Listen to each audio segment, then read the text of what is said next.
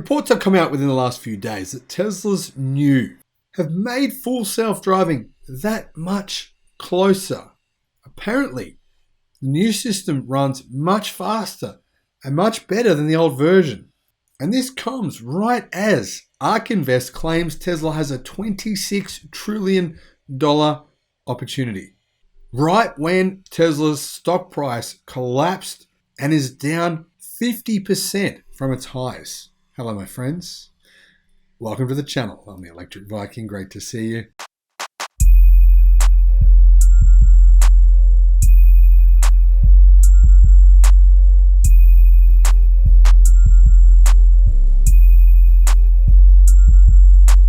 Thank you for subscribing to the channel. Welcome to all the new subscribers and welcome back everyone else. Tesla has a $26 trillion opportunity with full self-driving and robots, according to ARK Invest analysts. Is Tesla actually getting close to solving autonomous ride-hailing in order to be able to capitalize on this $26 trillion opportunity? Well, first of all, my thoughts are this. I believe the opportunity with robots is larger than that with full self-driving.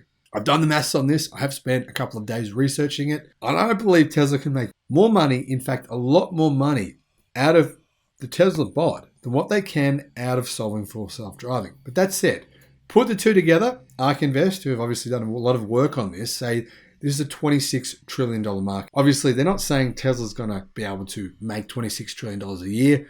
They're saying that Tesla could certainly take a part of this pie. So the real question is, how much of this market can Tesla capture, and are they close to solving full self-driving vehicles? Tesla just released full self-driving version 10.12.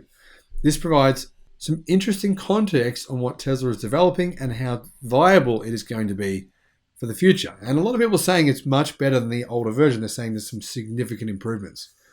Tesla is developing vision-based software with cameras and software that predicts, plans, and perceives. This is obviously an intelligent software. It's like a child that can learn and grow as it ages, right? The more data it takes in, the more it learns and grows. But, of course, the big advantage of a neural network is it doesn't forget in the way that human beings can. I mean, human beings only have so much bandwidth, so much processing ability. Computers obviously have a lot more. As I'm sure you'll be aware, Tesla has removed the use of radar. They're using vision only. And originally, this was a bit clunky. It didn't work so well. Now, while we've seen some significant improvements, one of those is with AEB. Tesla's AEB system works way better now that it's vision only. And this, I think, is probably preventing quite a number of crashes. In addition, there is upgraded decision-making with better unprotected left turns and better modeling of objects response to actions by adding more features that shape the go, no, go decision. What does this mean? In simple terms, the Tesla vehicle is getting better at predicting the behavior of other cars and what they're going to do. A Tesla will also accelerate much faster when needed, just like a human. That's been a constant criticism of full self-driving in the past. Well, obviously it's not full self-driving, but what we call full self-driving is that it doesn't accelerate quick enough when it needs to. It's too timid, and this can cause problems. Well, that's something that Tesla is fixing. Tesla also stated they are reducing instances of attempting uncomfortable turns. This is another update that Tesla are making that should make the car more human-like. Now, it's surprisingly difficult to make something robotic human-like. There's so many things that people don't think about. There's so many edge cases. There's so many things that on a day-to-day basis, you just know from instinct, from local understanding, etc. Tesla's also greatly boosting recall and geometric accuracy of crossing lanes. They added 160,000 video clips to the training video set to improve this.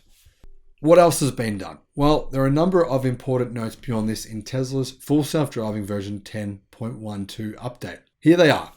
They've improved the geometric accuracy of road edge and line predictions by adding a mixing coupling layer with the generalized static obstacle network. Tesla have improved geometric accuracy and understanding of visibility by retaining the generalized static obstacle network with improved data from the auto labeler and by adding 30,000 more video clips. So those are the first two changes. Now the third one is improved recall of motorcycles, reduced velocity error of closed of close-by pedestrians and bicyclists, and reduced heading error of pedestrians by adding new sim and auto-labeled data to the training set. Number 4, improved precision of the is parked attribute on vehicles by adding 41,000 clips to the training set. They've solved 48% of failure cases by capture by their telemetry of 10.11. Number 5, improved detection recall of faraway crossing objects by regenerating the data set with improved versions of the neural networks used in the auto labeler with increased data quality. Number 6, improved offsetting behavior while maneuvering around cars with open doors. Number 7, improved comfort when lane changing behind vehicles with harsh deceleration by tighter integration between lead vehicle's future motion estimate and planned lane change profile. Now, these features and others are shown in the full self-driving version 10.12 patch notes, and this is showing that things are definitely improving with Tesla's full self-driving software. Now, often with Tesla, it's sort of a one step forward, one step back scenario. What I'm hearing reports are so far from people who've used the service, from people who've actually paid for full self-driving, is that yes, this is probably the best update that's been done over the last year. So what do I think? Will Tesla actually solve full self-driving? Yeah, question. I personally think Tesla have a very good shot at solving it by the end of next year. Yes, sorry, not this year, but by the end of 2023. Now, obviously, ARK Invest analysts think that with autonomous ride-hailing, the cost will go 70 cents a mile for owning a car to as low as 25 cents per mile. Now, I've heard some figures lower than that. I've heard some as low as 10 cents. This is due to the utilization rate being much higher, north of 50%, compared to a 5% rate for owners of a car. What does this mean? Well, most people who have a car, who own a car, only use it for 5% of the day. Robotaxis would be used for a minimum of 50%. Some people say even up to 70 to 80%. Now, obviously, remember, this wouldn't have worked that well in the past, right? If you have an internal combustion engine vehicle, sorry, my friends who are like major Toyota stands, Toyota vehicles in general don't last for 1 million kilometers. That's like a once-off scenario. You know, I know this is true. For the last 10 years, I've been looking at the classifieds here in Australia. I look at cars constantly, and I sort the cars by the highest mileage per car. Guess what? Toyota has never ranked first, ever. I've looked at the classifieds here in Australia for 10 years, constantly, and sorted them by highest mileage of oldest car that you can buy, right? Toyota has never ranked first. The cars, surprisingly, that rank first are actually Ford and General Motors cars. Who would have thought, right? They usually, I would say 9 times out of 10, have vehicles still available here in Australia that have done 800 plus thousand kilometers. But there's very, very few of those available. Very, very few. The reality is most internal combustion engine vehicles will only last, on average, 250,000 to 300,000 kilometers, right? That's about the average here in Australia. Just over 250,000 kilometers before they are scrapped because they are no longer valuable, or it costs more to fix them. It's not worth it anymore. That's essentially what happens, right? Lithium iron phosphate batteries will change this entire scenario. You can get how many charges, how many cycles? At least 3 more cycles from a lithium iron phosphate battery than you can from an ternary battery or traditional lithium batteries that use manganese, cobalt, nickel, etc. So lithium iron phosphate batteries are not only cheaper, but they'd be perfect for robotaxis because, number one, you can charge them to 100%. You don't have to worry about battery degradation. You can discharge them to 0. Don't have to worry about battery degradation. You can charge them on a fast charger. Don't have to worry about battery degradation. You get minimum 3 times more cycles out of a battery. And on average, they last for more than 1 million kilometers for a lithium iron phosphate battery that's been made recently, recent technology. What does that mean? Imagine the cost of a robotaxi. Imagine the cost for a company running one of these. It would be insanely low. The other big advantage is this, right? People say to me, oh, I don't need full self-driving. I just want to keep owning a car. I understand. A lot of people will continue to do that. But there's a lot of people that won't. A lot of people realize the reality of this, right? How many times do you think, I wish I had a different car? Wouldn't it be nice to have a sports car? Wouldn't it nice to have a pickup truck today? I need to move some stuff. Wouldn't it be nice to have a car today that's an SUV? I've got to carry lots of people. Wouldn't it be nice to have a small car today because I've got to navigate lots of traffic?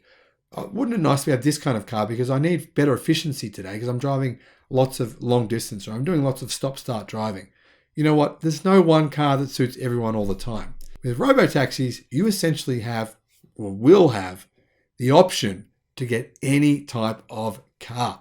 You could get a pickup truck, a big van, a bus, whatever you want.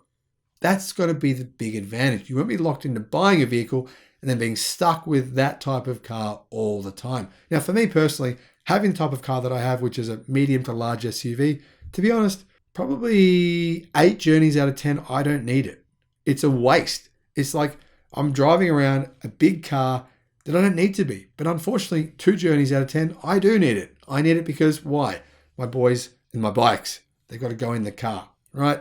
And I do go off road a bit as well. The reality is, for me, I'd be much better off for most of my journeys having something like a Tesla Model 3. But unfortunately, that car doesn't suit me for 2 out of 10 of my journeys. Now, that's the perfect thing about robotaxis. Whether they come from Tesla or someone else, eventually, I'm talking by 2030, there will be so many options that you won't be locked in to one type of car. And this may or may not suit you. You may still want to own a car, and that's totally fine. But I'm telling you now, hundreds of millions of people will say, you know what? I can get any type of car I want, and it's going to cost me way less, 1/3, 1/5.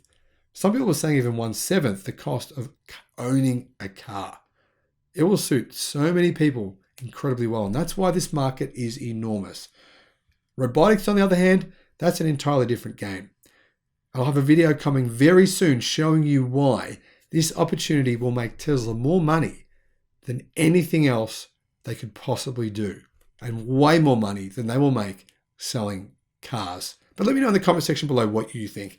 Do you think Tesla will be able to solve full self-driving? Do you think they'll be able to make a bot? Now, Tesla is saying they're going to have a bot coming out soon. They're going to actually release a prototype within the next 12 months, which seems, to be honest, highly improbable. But hey, I really hope they do. I could be wrong. What do you think? Do you think Tesla will have a bot and full self-driving? Let's say, this is the question. Will they have a bot and full self-driving before the end of 2024? Thanks for watching. Have a great day. Bye-bye.